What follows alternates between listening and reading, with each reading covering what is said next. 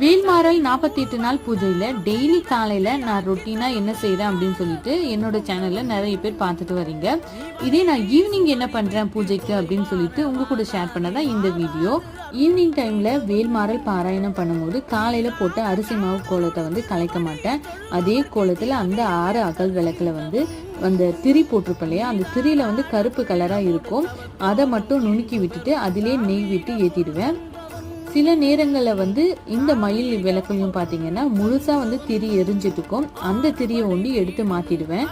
6 அகல் விளக்குலையும் வந்து நெய் விட்டு ஏற்றுவேன். முருகர்கிட்ட இருக்கிற அந்த மயில் விளக்குல பாத்தீங்கன்னா நல்லெண்ணெய் விட்டு தான் ஏற்றுவேன். முருகர்கிட்ட இருக்கிற பூவை மாற்றவே மாட்டேன் ஈவினிங் டைம்ல. ஏன்னா வந்து காலையில போட்ட பூவே ஃப்ரெஷ்ஷாக தான் இருக்கும். ஈவினிங் டைம்ல நட்ஸ் தான் மோஸ்ட்லி வந்து நெய்வேத்தியமா வைப்பேன். வேல்மாறல் பாராயணம் பண்ணிட்டு கற்பூர தீபத்தனை காட்டிட்டு ஈவினிங் பூஜையை நிறைவு செய்வேன். நெக்ஸ்ட் வீடியோல பார்க்கலாம். நம்ம சேனலை சப்ஸ்கிரைப் பண்ணுங்க.